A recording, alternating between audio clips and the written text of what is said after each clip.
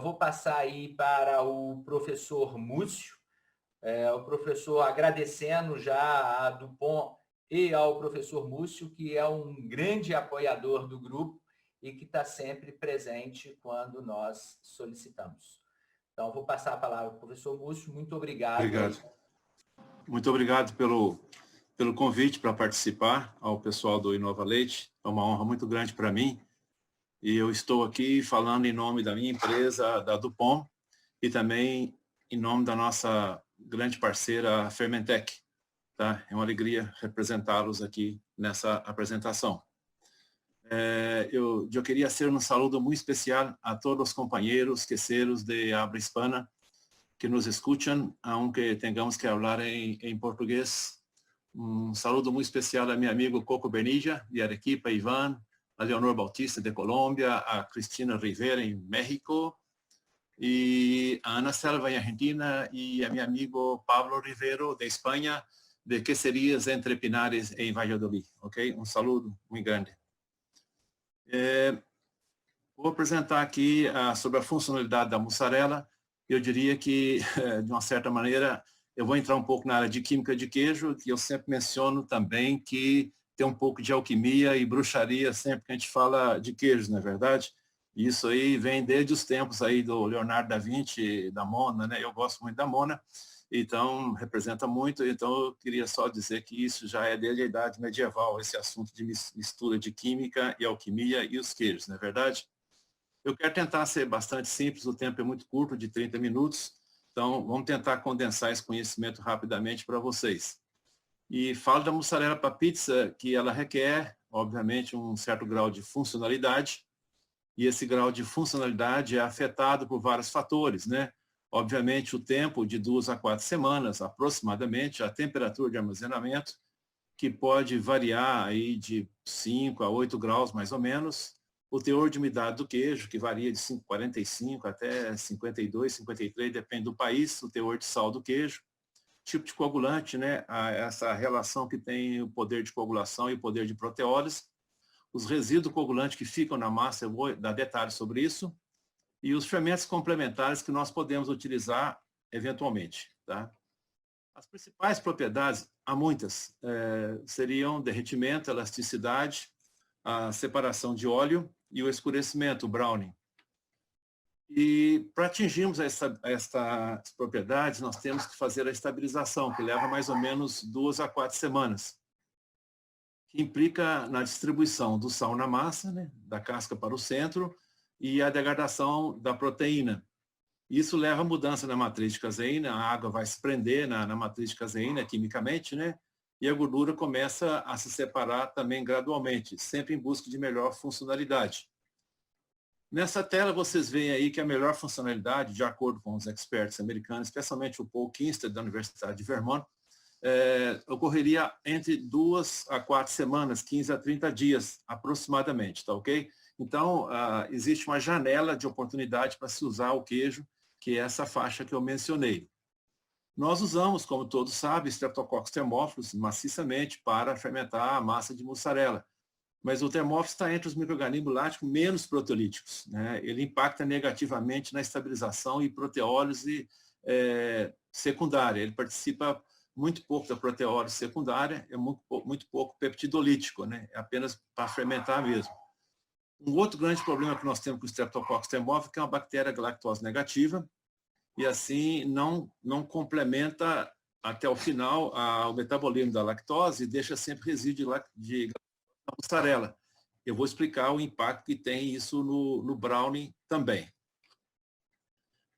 O papel do coagulante é preponderante, porque o coagulante, obviamente, o resíduo que fica, logo que nós terminamos a salga da mussarela, começa a degradar a matriz de caseína. Então, isso é o papel principal do coagulante, especialmente na proteólise primária, que não chega à formação de aminoácidos. Nessa tela vocês poderão ver, né? Aqui está mostrando que o coagulante ele atua nessa fase, principalmente, que vai chegar até a formação de peptídeos de baixo peso molecular. Obviamente que já se vão formando cargas, mas não seriam tantas cargas elétricas como se fossem a degradação final na proteólise secundária, até os aminoácidos. Quem faz isso normalmente são NS-Lab, né? Essas bactérias que estão no leite, e algumas bactérias de fermentos especiais que podem ser colocadas como adjuntos. Eu vou voltar ao tema, tá? Coagulante, obviamente, todos sabem disso, essa relação de coagulação e proteólise é fundamental, não só no rendimento de queijo, mas também, né, na capacidade de amolecer a massa do queijo pela proteólise. A quimosina, né, é a principal, obviamente, mas tem outros, as proteases ácidas dos mucormyriae, mucopoxilos, né, o coalho bovino e o coalho de pepsina suína, todos esses vão numa descendência aí forte para mais proteólise. Então, normalmente, o coalho de uso mais comum é a quimosina, que é pouco proteolítico, né? Aqui vocês veem nesse gráfico organizado pelo Alan Wolfram, o que eu chamo de proteólise primária, ou seja, a proteólise primária, ela compreende a degradação da caseína não inteiramente, a primeira parte apenas, e ela se deve muito às enzimas do coalho. Então, normalmente, aquele primeiro amolecimento que ocorre na mussarela, até uns 15 a 30 dias, é exatamente pelo coalho. Há pouca participação do Streptococcus thermophilus nesse amolecimento, né, que é a extensão da profundidade. E aí, o que eu quero ressaltar a importância de se ter resíduos de coalho na mussarela, tá? Vocês poderão observar na tela à esquerda a mussarela mais amarelada, né, que já está estabilizada por uns 30 dias. À direita, a mussarela nova, mais branca, que não tem estabilização ainda, né? Então, ela não está pronta. O Paul Kinstead, ele fez esse estudo onde ele mostra que a temperatura de filagem tem um impacto muito grande no resíduo de coalho. Vocês veem aí de 66 até 54 graus, quanto mais baixa a temperatura, mais resíduo de coalho eu vou ter. E ele determinou isso através de nitrogênio solúvel. Quanto mais nitrogênio solúvel, obviamente, a pH 4,6, mais proteólise primária. Então, se você subir a temperatura para 66, como se vê aqui, você vai ter muito menos proteólise primária. A mussarela não vai estar tão pronta para a pizza, obviamente, né?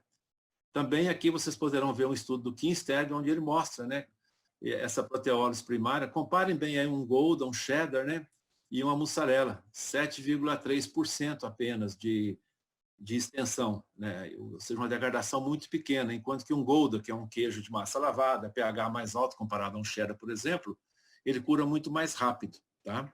Então, isso é fundamental que se entenda isso, qual que é a importância da temperatura de filagem, porque ela impacta no resíduo de coalho, e o resíduo de coalho impacta, digamos assim, na proteólise e no amolecimento da mussarela para que ela esteja pronta para a pizza, tá? A retenção de água aumenta com o tempo, e isso tem uma importância fundamental quando eu falar de browning. O Paul Kinstead, ele, da Universidade de Vermont, ele fez esse estudo, ele mostrando que à medida que passavam os dias, né, até mais ou menos 3 semanas, ele centrifugava pedaços de queijo, de mussarela, e a separação de água era cada vez menor. E por que ocorre isso, né? Isso ocorre porque, pouco a pouco, com a proteólise primária, e também com um pouco de proteólise secundária pelas NS-Lab, começam a se formar cargas elétricas. Então, os peptídeos vão sendo degradados em elementos menores, e aí começa a haver ionização do radical carboxílico, né? E também dos radicais amínicos, e vão se formando cargas, como se vê por aqui. Essas cargas, naturalmente, elas vão prender a água na matriz de caseína. Isso tem muita importância no brownie, né?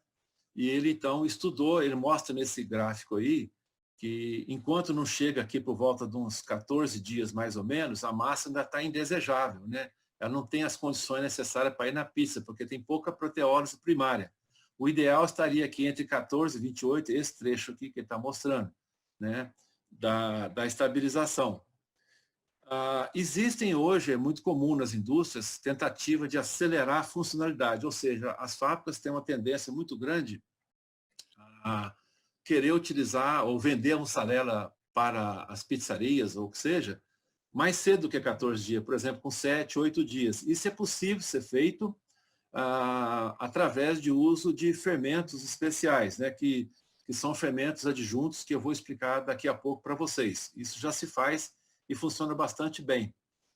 O Paul sempre procurou ressaltar a importância do sal na estabilização da mussarela. Nesse gráfico que vocês estão vendo aqui na parte superior, ele cortou a mussarela em 3 partes. A parte exterior com 3% de sal, que tinha muito sal ainda, mussarela nova, né? Ele verificou que ela nunca entra na funcionalidade normal, ela não consegue chegar nessa parte aqui embaixo, né? Aqui. Enquanto que a mussarela sem nenhum sal lá no centro, a mussarela nova, com 0,38% de sal, ela entrou e saiu rapidamente, ou seja, ela curou muito rápido, porque o sal inibe, obviamente, a proteólise. Então, tem um impacto muito grande em esperar que o sal se distribua de uma maneira homogênea na massa, né? Mas o sal tem outra finalidade também, que o sal é um elemento, o sódio, né, que tem apenas uma carga positiva, ele consegue ter um papel emulsificante a fazer uma troca catiônica com paracaseinato de cálcio, que é a massa coagulada, e vai se transformar no paracaseinato de sódio mais solúvel. É mais ou menos o mesmo princípio de fabricação de queijos processados, queijos fundidos. Aqui vocês poderão ver, né, que a caseína, né, inicialmente, aqui na parte superior, ela está o fosfoparacaseinato de cálcio. Quando nós colocamos sal no queijo, né, e o sal começa, então, a fazer essa troca catiônica, né, sai cálcio, entra sódio, então a massa passa a ter uma característica importante de estar mais emulsificada e reter mais a gordura. Se você mete uma mussarela em cima de uma pizza, né, muito cedo, o sal não chegou no centro ainda, então isso não vai ocorrer, ela vai separar mais gordura. Por isso que é importante esperar a boa distribuição do sal. Então, numa condição de um forno de 300, 350 graus, a mussarela é submetida a condições de estresse muito fortes, como você vê nessa fotografia, né? Um dos efeitos, obviamente, é a separação da gordura. Então, nessa fotografia, vocês poderão ver uma massa, né, uma mussarela que está realmente com poços de gordura, o que é indesejável. Mas nessa outra fotografia, vocês poderão ver que tem um pouco de separação de gordura, e eu já trabalhei em muitas empresas pela América Latina, e trabalhei também com essas cadeias importantes de fast food, né, fazendo teste com mussarela em pizza. Então, eles sempre procuram um pouco de óleo sobre a pizza. Então, é desejável um pouco, mas não um excesso, tá? Por que que isso ocorre? Vocês poderão ver nesse gráfico, né, que quando você coloca a mussarela na pizza num forno a temperatura muito alta, obviamente há uma tendência à evaporação da água, tá? Então, quando a água evapora, tende a evaporar, ela vai formar uma bolha. E essa bolha vai tender a se queimar. E aí vai formar pontos escuros pela formação do vapor d'água, tá? Então, a mussarela estando muito, muito nova, essa água que eu mencionei anteriormente, que estaria presa na matriz de caseína pelas cargas elétricas, isso não ocorre. Então, ela tende a se evaporar e formar essa bolha. Ao mesmo tempo, a mussarela nova, ela não tem óleo, ela não tem oiling off. Então, não vai ocorrer uma separação de óleo que é desejável, tá? Então, esses blisters que se formam, essas bolhas, são os pontos principais onde vai ocorrer o browning, como todos nós sabemos, né? Então, aqui vocês estão vendo que quanto mais passa o tempo, mais água vai se ligar quimicamente à caseína. E assim, ela se evapora menos e menos bolhas se formam. Mais gordura se separa da caseína com o correr do tempo, e essa gordura, então, que se separa devido à formação das cargas elétricas, que as cargas elétricas vão prender a água e rechaçar a gordura, né? Essa gordura que se separa no oiling off, ela protege, ela impermeabiliza mais ou menos a superfície da mussarela na pizza e impede, então, ajuda a impedir a evaporação. Por isso que é importante ter que se aprisione bem a água e se libere um pouco de gordura, isso de acordo com o tempo, tá ok? O Streptococcus thermophilus é uma bactéria que degrada, obviamente, metaboliza normalmente a lactose em dois, né, outros carboidratos, que seriam, como todos sabemos, a galactose e a glucose. Mas ele é galactose negativo, então ele não consegue, no seu metabolismo dentro da célula, levar a galactose até completamente o ciclo da glicólise, a formação de ácido pirúvico e ácido lático, né? Então, o que vai acontecer é que ela vai excretar novamente para o exterior essa galactose. Então, ela não é metabolizada, né, conforme vocês viram nessa figura aí.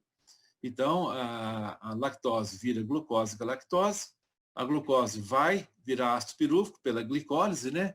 E depois é reduzido para ácido lático. ao tempo que a galactose sai novamente da célula e fica no exterior circundante, né? E fica disponível para reações. Tá? Então, durante a estabilização da mussarela, pouco a pouco, né, o coalho residual que fica ali, que não é grande quantidade, obviamente, vai formando peptídeos grandes. E essas bactérias da flora secundária, né, até algumas de fermentos adjuntos que colocamos, começam a formar peptídeos menores e aminoácidos. Esses aminoácidos podem reagir com essa galactose mencionada anteriormente, deixada pelos Streptococcus thermophilus. Eu estou falando de uma mussarela preparada exclusivamente com Streptococcus thermophilus no processo de fermentação. Tá? Então, o que vai acontecer é que vamos ter a famosa reação de Maillard, que é a reação onde uma proteína, né, uma amina, reage com o grupo carbonila de um carboidrato, por exemplo, a glicose ou a própria lactose, que são açúcares redutores, né, e vai formar uma série de componentes, né, hidroximetilfurfural, vai formar melanoidinas, que são todos componentes que têm coloração de marrom a bem escuro, e vai modificar, então, a coloração da mussarela sobre a pizza, tá? Então, esse escurecimento químico, né, ele ocorre super rapidamente aqui em cima no forno de pizza, em poucos minutos, né?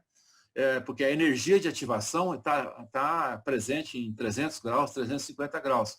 Mas se nós falamos de um queijo parmesão, só para fazer uma comparação, isso ocorre também, é exatamente uma reação de Maillard no queijo parmesão. Mas leva meses, muitos meses, porque a temperatura é muito baixa, né?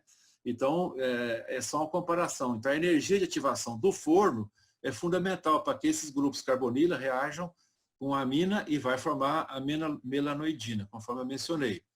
Um dos aminoácidos mais importantes é a lisina, porque a lisina é um aminoácido básico, né, e é polar, portanto, ele é muito solúvel na água da mussarela, está muito presente em todo o queijo, e é um aminoácido chamado aminoácido diamínico, é um diaminoácido, porque ele tem 2 radicais aminos, outro aqui e outro aqui, o que facilita muito a reação com os grupos carbonilas dos carboidratos redutores. E aí vai formar os componentes escuros. Então, a lisina é fundamental na reação de Maillard. Na fotografia à esquerda, vocês veem um queijo que está escuro demais, né? À direita está um queijo considerado normal. São fotos que eu fiz por aí em testes pela América Latina, que mostram o exemplo de como as coisas funcionam.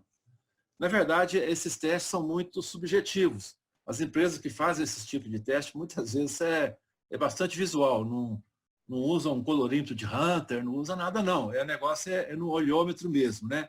Então, às vezes, podem ocorrer erros de avaliação, tá? Normalmente, essas cadeias de pizza, né, de fast food, têm seus estándares, conforme vocês estão vendo aqui. Então, por exemplo, esse estándar aqui vai comparar esse aqui à borda da pizza, que está à esquerda. No centro, vocês estão vendo, né, estándares que comparam exatamente a cor da mussarela derretida sobre a pizza, né?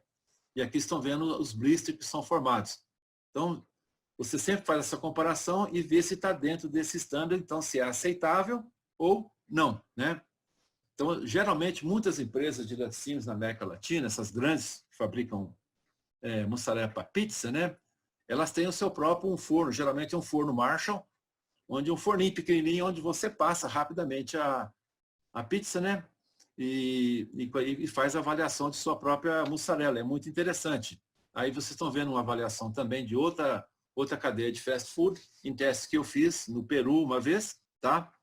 E aqui vocês estão vendo 3 mussarelas em testes que eu fiz no México, onde vocês poderão ver que essa de cima aqui está muito clara, essa aqui está muito escura, e a de baixo é aqui considerada aceitável.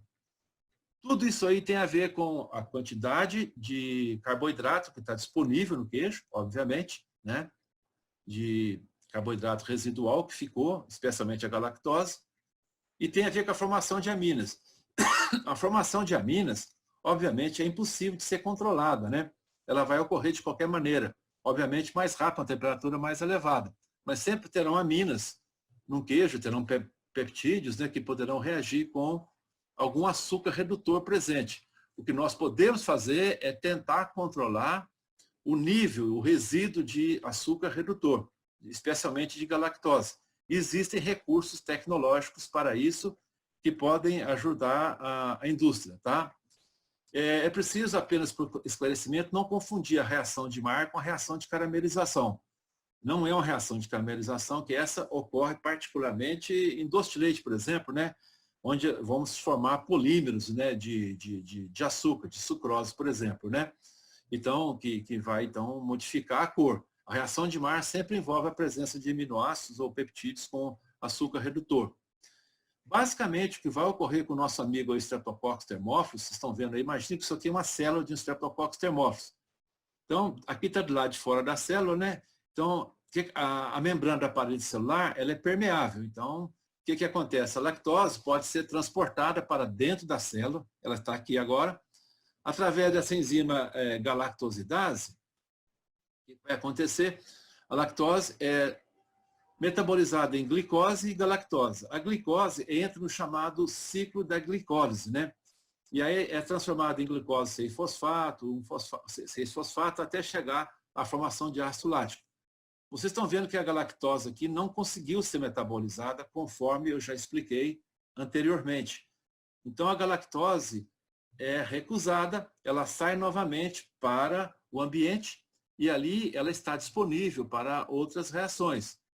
E, eventualmente, se nós tivermos no meio micro-organismos que sejam galactose positivo, como é o caso de lactobacillus helvéticos ou lactococcus mesofílicos, né? Lactococcus laxipremus, por exemplo, esses dois micro-organismos, em seu sistema celular, eles conseguem metabolizar a galactose, então eles vão absorver a galactose, e aí existe um processo chamado de epimerização, que é a fosforilação gradual da galactose, que é transformada em galactose 1-fosfato, em UDP-galactose, né, uridil de fosfato galactose, e aí provavelmente, mas no final, vem uma epimerase, né, que na verdade é uma isomerase, que vai transformar essa galactose em glucose. E aí é só inverter ali a imagem no espelho, né, a galactose vira glucose e ela entra no ciclo. Então ela é eliminada completamente. Esse é o recurso que nós usamos, tá? E para isso nós vamos usar sempre de escolha lactobacillus helvéticos ou lactococcus lax. Eu gostaria então de explicar mais ou menos, né, o que cada um deles pode ajudar, tá? Pode fazer.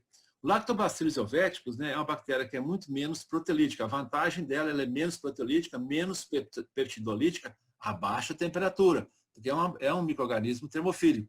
Então ele vai amolecer menos a mussarela em caso de armazenamento longo.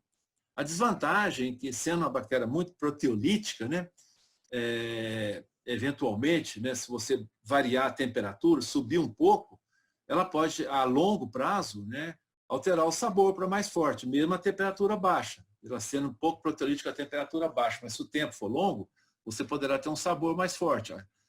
Também ela é menos atuante abaixo de 10 graus centígrados nesse processo de epimerizar a galactose.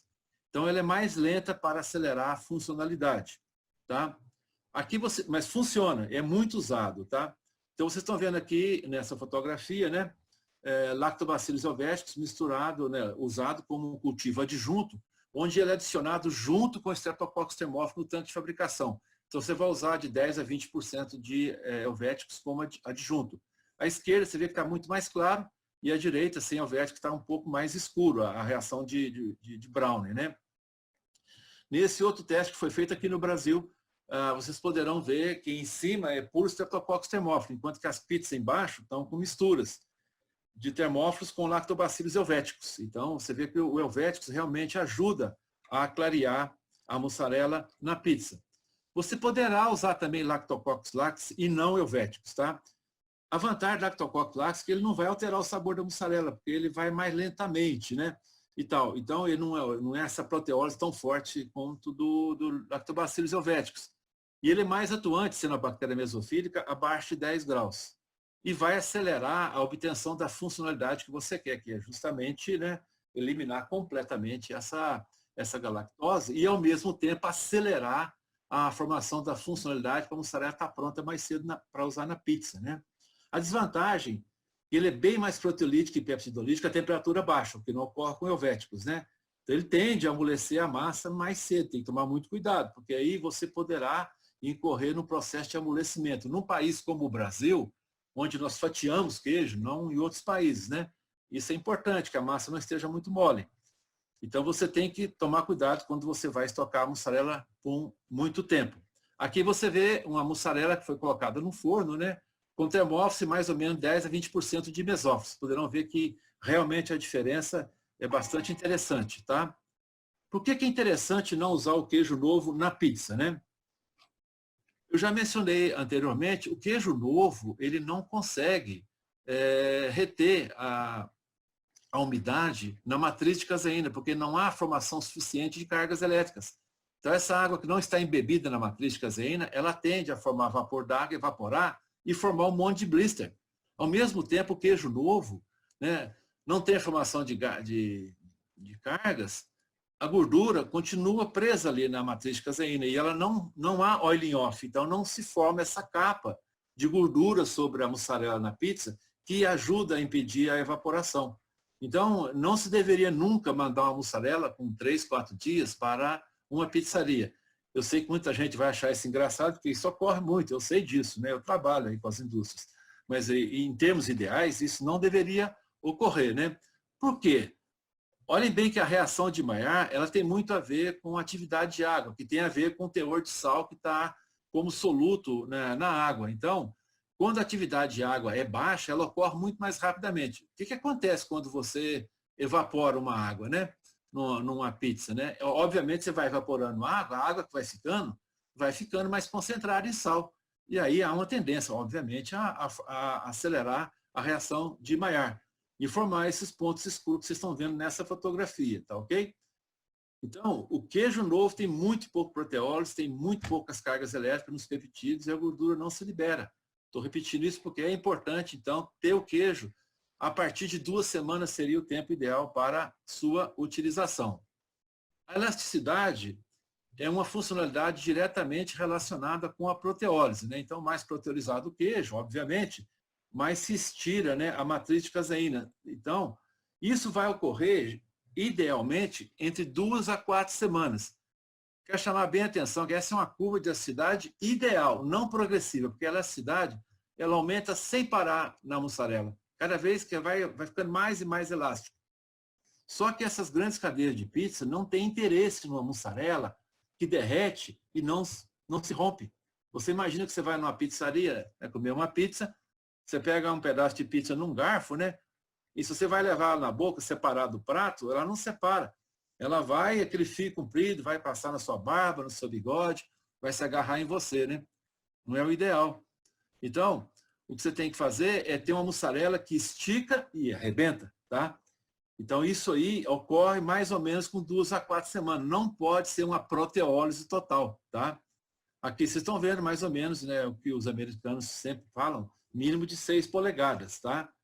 Então, não pode ser lisa nem longa demais. 6 polegadas é isso aí que vocês estão vendo, mais ou menos 15 centímetros, tá? Então, aqui à esquerda, vocês veem uma elasticidade excessiva. E à direita, vocês veem mais ou menos o que preconiza uma das grandes cadeias de fast food, né? Que é ela começando a se arrebentar, tá ok? É isso que tem que ocorrer. Aqui, por exemplo, está com excesso, tá bom? Aqui está uma elasticidade ok, tá? Então, esse é o meu tempo, exatamente 30 minutos. Eu queria muito agradecer a paciência de vocês em ter me escutado e agradecer a organização do Inovatis por ter me convidado. Agradeço em nome da Dupont e da Fermentec, eu estou aqui representando ambas as empresas. Muito obrigado. Eu estou disponível para perguntas eventualmente.